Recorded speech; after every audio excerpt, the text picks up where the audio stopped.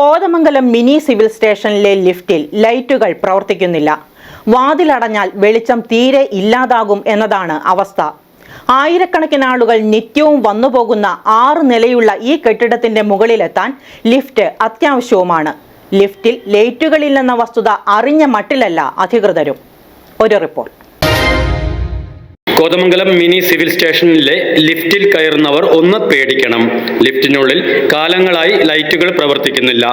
വാതിലടയുന്നതോടെ കുറ്റാക്കൂരിരുട്ടാണ് ഉള്ളിൽ. സ്ത്രീകളും കുട്ടികളും വയോധികരും മറ്റും അകപ്പെട്ടാൽ പെട്ടതു തന്നെ.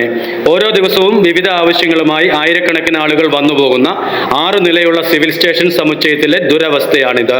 ആളുകൾ പലവട്ടം പരാതികൾ ഉന്നയിച്ചിട്ടും ബന്ധപ്പെട്ട അധികാരികൾ ഇക്കാര്യം അറിഞ്ഞ മട്ടില്ല. 6 നിലകളുള്ള ഈ കെട്ടിടത്തിന്റെ മുകളിലെത്താൻ ലിഫ്റ്റ് അത്യാവശ്യവുമാണ്.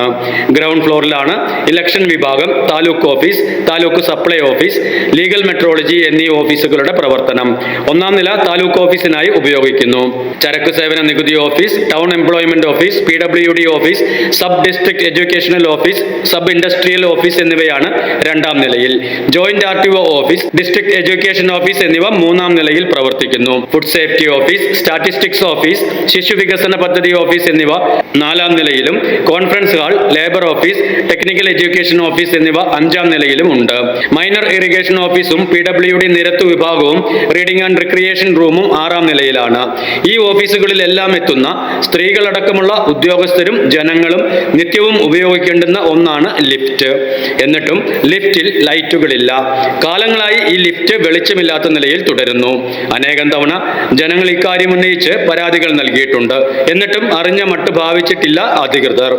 വലിയ ദുരന്തങ്ങൾ സംഭവിക്കുമ്പോൾ മാത്രം കണ്ണു തുറക്കുന്ന ജാഗ്രതയാണ് എന്നും എക്കാലത്തും നമ്മുടെ ശാപമെന്ന് വീണ്ടും വീണ്ടും ഓർമ്മിപ്പിക്കുകയാണ് ഇരുട്ടുമൂടിക്കിടക്കുന്ന കോതമംഗലം സിവിൽ സ്റ്റേഷനിലെ ഈ ലിഫ്റ്റ്.